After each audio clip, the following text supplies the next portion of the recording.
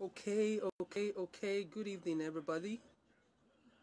Um, this is just an emergency broadcast. My name is Joseph Osemudiame Maoli Orupe, and I would just want to spend about 5 to 10 minutes of our time to pass a message across to every descendant of the great Benin Empire. You are onto the Facebook page of the Benin Empire Advancement League, and I would like to thank you all for your viewership and listening, sharing, and your comments. I want to use this opportunity to also inform you all that if you want to be a part of what we are doing at the Benin Empire Advancement League, you're welcome. Okay, straight to the issue. I just have some few minutes to do this. Yesterday we had the news that Mr. Nnamdi Kanu was arrested by the Nigerian authority. A couple of people were happy, a couple of people rejoiced, except so many people feeling sad about the whole situation. But for me, I think it's an opportunity for us as descendants of the great Benin Empire to do some soul searching and ask ourselves, how does this affect us as a people? One, I do not think it's a cause for celebration, no. I also do not think it calls for some sort of sympathy, no. I think it's a time for us to soberly reflect on our Beninness as a people. When we look back at the things the man said in many of his broadcasts, we would see that a lot of it was motivated by hate, his intention to distort our history, some high level of revisionism and veiled deceit. But you see, that was his own agenda. I sometimes sit down and ask myself, in the midst of all this chaos, orderly chaos I say, and hula balu, what was the agenda of the Benin man? You would find out that in some of his broadcasts he had talked about the Asans not being part of Benin. He talked about the Benin not being the ancient Igodomigodo. He called out his Igbo sisters who were married to Benins and criticized Benin men, Benin women who were married to Igbo men. He talked about some part of the river states which he claimed were actually Igbo and not of the Benin origin. And these are issues that I actually want to talk about today. First of all, I want to talk about the issue of our brothers and sisters marrying non-Benins. While I do not frown at a Benin man or woman marrying a tribe other than theirs, I would also like to ask us some very salient questions. There's been this talk about complaints by Benin ladies that Benin men actually aren't caring when they get married to Benin ladies, and Benin men are actually caring when they marry non-Benin indigenes. There's the talk about how Benin parents treat their children when both spouses are of Benin heritage, and how the Benin parent treats their children when one of them is not of Benin heritage.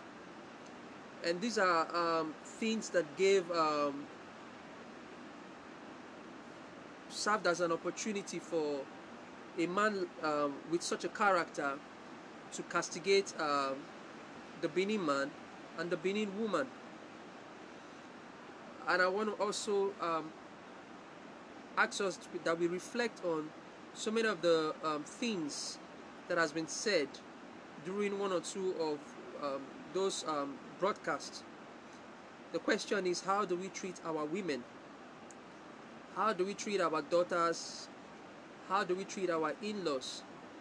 How do we treat each other?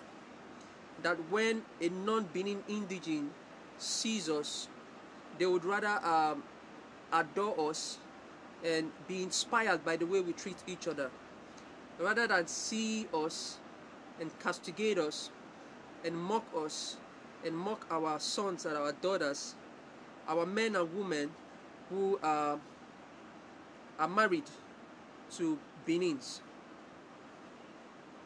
I want to talk to the men. Do we care for our women? Do we give them much attention like we would give other women who are not of the Benin tribe? Do we show them love and affection? Do we treat them like queens that they are? I also want to ask our sisters, do we show respect to our husbands? Are we contented with what he provides? Do we adore our in-laws? Do we treat them with respect and love, even if we disagree with some of the things they come up with? You know, these are issues that were part of the broadcasts that Mr. Kanu made in some time past. He was smart enough to listen to the complaints, to the side talks, to the issues that has been raised by some of our sisters and some of our brothers, and he used this as an opportunity to drive a wedge, you know, between our sons and our daughters. And so I think at this point, while others are celebrating, while others are rejoicing, it should be a time for us to soberly reflect on how we treat each other as Benins. Because you see, when we are divided, it gives people the opportunity to take advantage of us. When we are divided, it gives people the opportunity to drag us in the mud. When we are divided, it gives people the opportunity to castigate us. When we are divided, it gives people the opportunity to send a wrong message, you know, to paint us as demeaning people, you know. And so I want us to reflect on these things. I want us to reflect on how we treat ourselves, how husbands treat wives, how wives treat husbands, how husbands and wives treat their children. You know, I want us to also reflect on the possibility of building families, you know, families that we can be proud of, families that whose ideologies, principles can rub off on society in general. One of the other things that he talked about in one of his broadcasts a few time back was the issue of how you know, the Igbo man develops places like Benin and other places. You see, while I acknowledge the fact that yes, the Igbos are one set of people who are productive, somewhat productive, I would also say that we Benins are known to be accommodating, we are known to be supporting, we are known to be people who encourage people when plying their trade in our domain. But one question I want to ask us, how supportive are we of each other? How encouraging are we to each other? How have we been able to support each other's trade? How have we been able to mentor the younger ones so that they can go out there to compete with every other Nigerian, with every other African all across the world? You see, the reasons why I raise these topics today are so that we can critically look at the things that have played out in the past, so that we can critically look at the messages that we are passing out to non-Benins, whether be them Yoruba, be them Fulani, be them Igbo, non-Nigerians, maybe Africans, and all whatnot, we need to be careful with the way we treat each other. We need to be careful with the way we carry on as if nothing is at stake. There is a lot at stake, my people. There is a lot at stake because we are becoming a people that do not encourage each other's business. We are becoming a people that do not accommodate each other's ideas. We are becoming a people that are self-centered, that are inward thinking. And because we are becoming a people with such characteristics, we find out that even our states, Edo State, Delta State, Rivers, Bayelsa, and all whatnot, even with the resources God has blessed us with, we have not been able to critically develop social infrastructures that will benefit our people. You see, these are the things that give other people the opportunity to castigate us, to look down on us. You know, so I would want to ask us questions. As Benin men and women, how many of your brothers' businesses have you patronized? How many of your brothers or sisters have you encouraged in their quest to establish great businesses? How many young guys and girls out there have we mentored? You know, we have a lot of Benin sons and daughters abroad who have a wealth of experience that can be transferred to our people back home. And so I ask, how many of us abroad have been able to impact in the lives of those Benins at home? How many of us abroad have been able to create programs that can empower our Benin brothers and sisters at home? How many of our Benin brothers and sisters at home value the little that our brothers and sisters out there are doing for us back home? How many of us appreciate the little things they are doing for us? These are questions that we should sit down and ask ourselves and give answers to. Because people observe the things we do. People observe how we treat each other. People observe how we talk to each other. People observe how we relate with each other.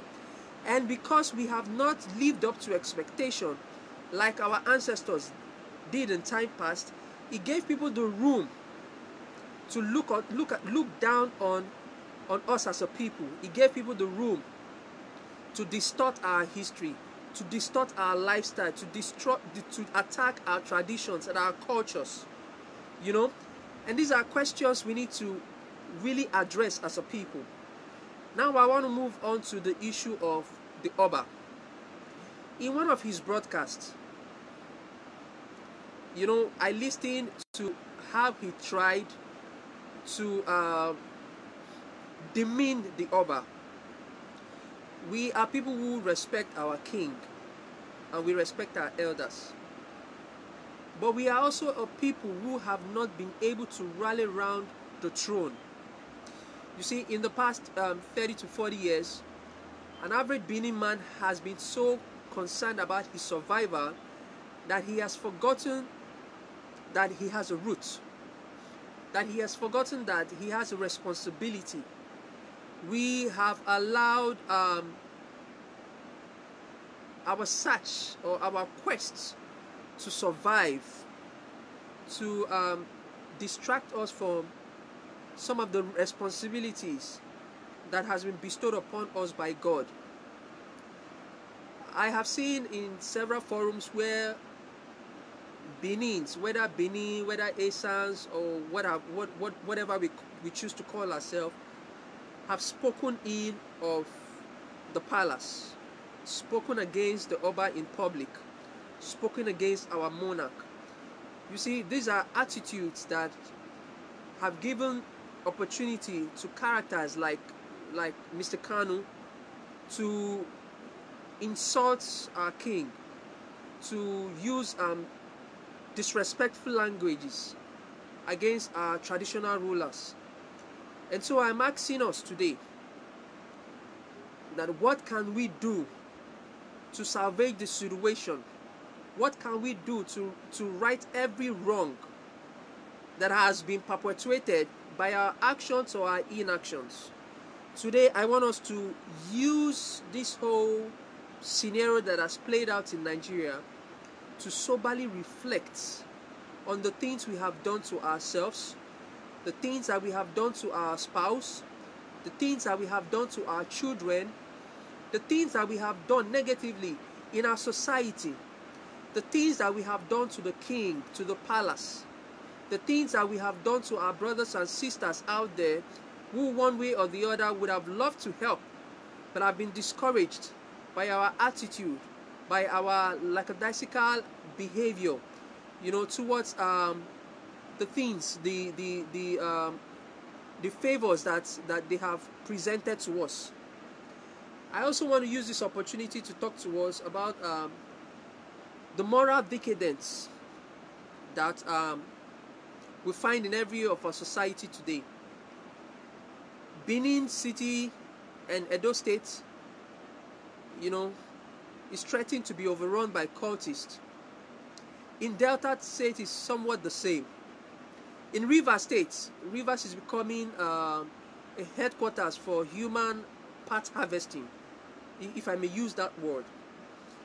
And all the states happen to be states where we have descendants of the great Benin Empire domiciled. And so we should reflect, use this opportunity to ask ourselves questions. As Benin's, what are we to be known for? Do we want to be known as cultists? Do we want to be known as bandits, hooligans? Do we want to be known as people who kill our own brothers and sisters and harvest their spare parts to be sold in an international market? I am raising these issues because when we look at some of the broadcasts that the young man made in time past, we would actually agree with him somehow in some of the issues he had raised, irrespective of the fact that many of it seem insulting. But the truth is, our actions and our inactions gave him the opportunity, to say the things that he said against us. And so I want us to ask ourselves, what have we done, to uplift our environment, our society, our state, our local government, our council, area council? What have we done, to rid our society of the menace that threatens to destroy us all? I want to ask us, what are we going to do to the issues of cultism, to the issues of kidnapping, to the issues of human organ harvesting that we find in our land today? What are we going to do to make the Benin Empire and every state today that used to be a part of the ancient Benin Empire, what are we going to do to make it great again? This is a time for sober reflection. This is a time for us to ask ourselves serious questions. This is not a time for us to, celebrate the arrest of Nnamdi Kanu. This is not a time for us to have pity or, show solidarity to him. This is a time for us to search our own self, to search our own soul, to ask ourselves serious questions. Some of the things he raised in many of his broadcasts are as a result of the way we treat each other. Some of the things he raised in many of his broadcasts are as a result of the way we see each other. Some of the things he raised in many of his broadcasts in time past are as a result of the pull him down attitude of many of us. And so I want to ask us this question: what we will do differently this time?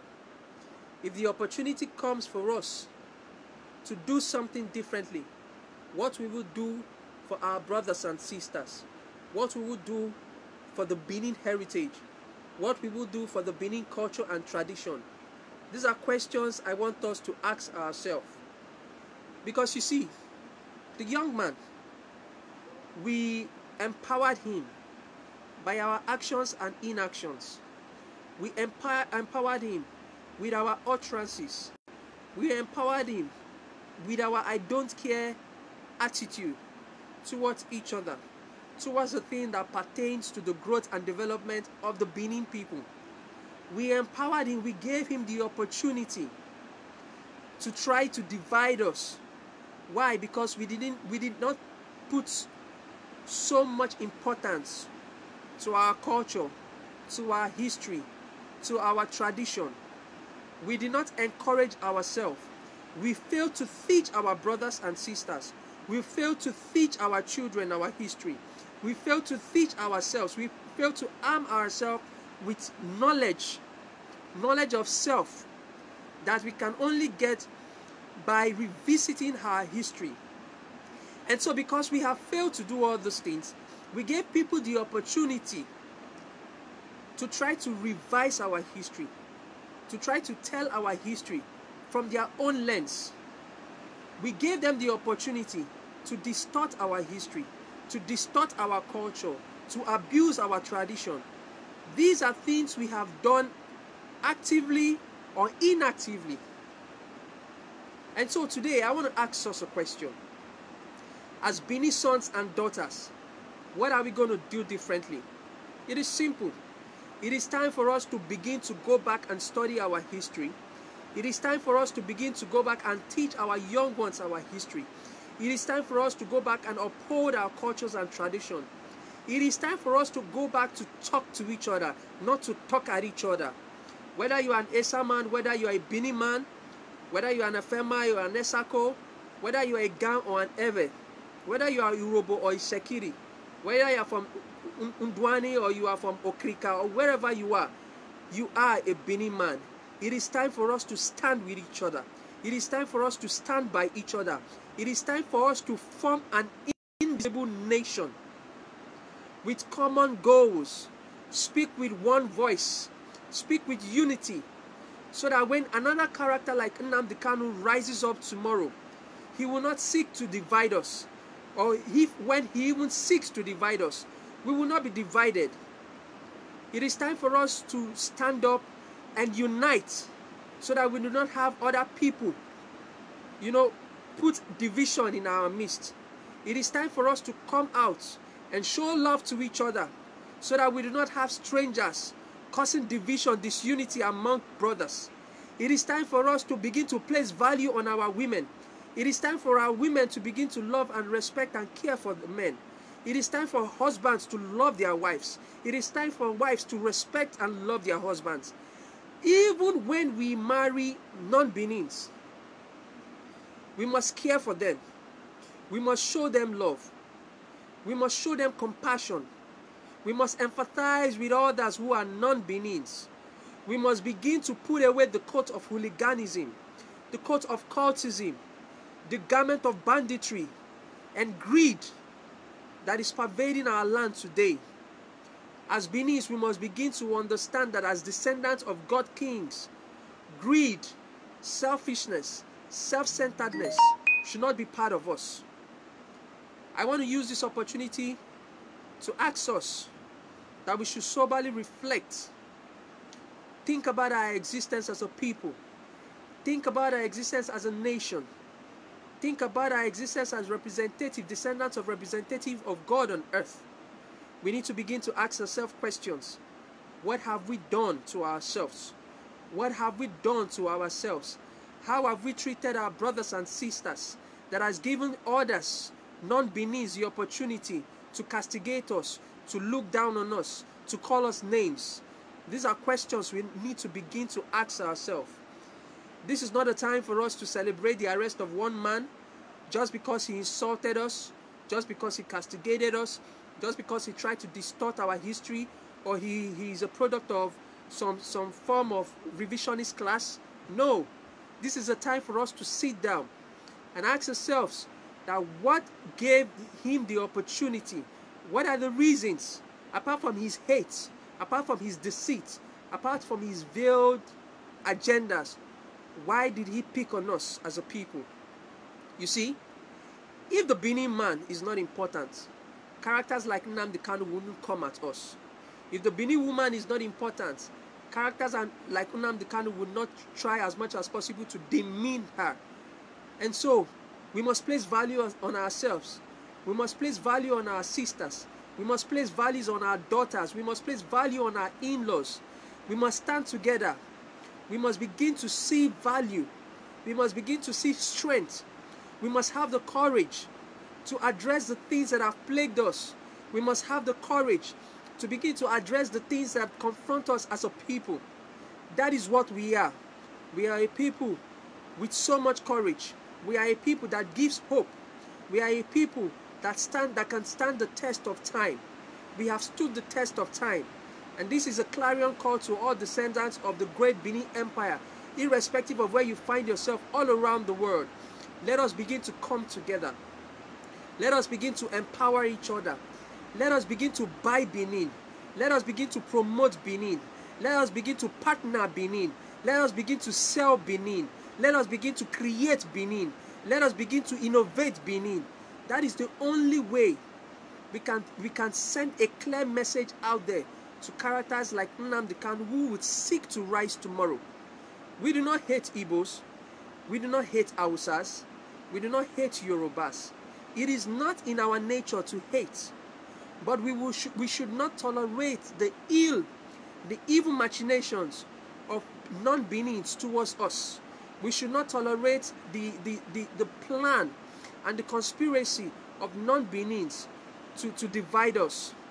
We must begin to see ourselves as one. A Benin man must see an Issa man as his brother. An Issa man must see an FMI as his brother. An Esako must see an Urobo as his brother.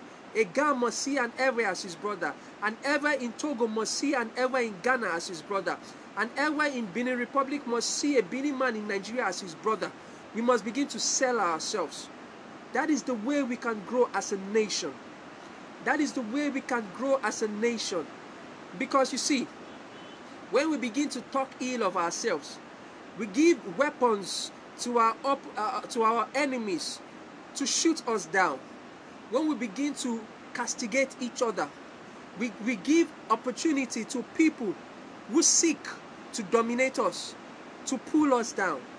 We must begin to rise and stand by each other, to close ranks and begin to talk to each other, not at each other. We must begin to embrace one another. We must begin to see hope, give hope to the hopeless. We must begin to rally around each other and talk to ourselves. Embrace ourselves. Speak life to ourselves. Be courageous and take responsibility when we ought to take responsibility. Lastly, I want to encourage us, those of us who are captain of industries, those of us who are learned, those of us who are, have some form of handwork. I want to encourage us to come up with apprentice models, just like our forefathers used to do in the days of old. We need to begin to teach the young ones a new way of doing business. Maybe not a new way of doing business, but a new approach of doing business. Old business that our fathers had done in time past. We need to begin to grow merchants. We need to begin to grow entrepreneurs in the agricultural sector. We need to begin to grow blacksmiths, ironsmiths, bronzesmiths, artists. We need to begin to grow people who are good in poetry, in literature. We need to begin to mentor our young ones in the fashion industry. We need to begin to mentor our young ones in the field of architecture. You know, our forefathers were so good in architecture that they could create something out of nothing. You know, we were so good in the arts. But today, what do we see? We see our young boys engage in cultism. We see our sisters engage in some form of prostitution. We must not live in denial. These are our brothers and sisters. These are our sons and daughters. We would save them. The responsibility to save the Benin man from self-destruction rest on our shoulders, not on the shoulders of the federal government of Nigeria, not on the shoulders of the Igbo man, not on the shoulders of the Yoruba man, but on the shoulders of every Benin indigene. And so we must provide an alternative to cultism. We must provide an alternative to prostitution. We must provide an alternative to internet fraud. We must provide an alternative to this get-rich-quick mentality that our youths are growing up with today. And how do we do this? We can do this by coming all together in a round table and talking to ourselves. We can do this by talking to ourselves, by providing solutions to all the problems that we are faced with. And I tell you this, descendants of great Benin Empire, we have the capacity to do it. Our fathers have done it in the past. Our ancestors have done it in the past. This is a time for us to prove them right, that every sacrifice they have made for us will not be in vain. I call you all out today, anywhere you are in the world. Let us come together. Let us come together and build our people. The greatest asset the Benin man has is not rubber. The greatest asset the Benin man has is not pineapple plantation. The greatest asset Benin man has is not the rice factories. The greatest asset the Benin man has is his mind. Let us begin to develop our mind. For out of our mind will come great innovations. Out of our mind will come great technological solutions. Out of our mind will come great socioeconomic development. Let us as Benin people begin to develop our mind. And if we do this, I can bet you we will dominate the world and give solutions to the problems that is bedeviling the world today. I pray that our ancestors bless us. I pray that God bless us all and grant us the wisdom that we need to do the right things at the right time. Grant us the wisdom that we need to say the right things and say them at the right time. Grant us the strength that we need to lift each other up and work together towards a path of domination, a path of fruitfulness for ourselves and for our people. May God bless the great Benin Empire. May God bless us all. Thank you.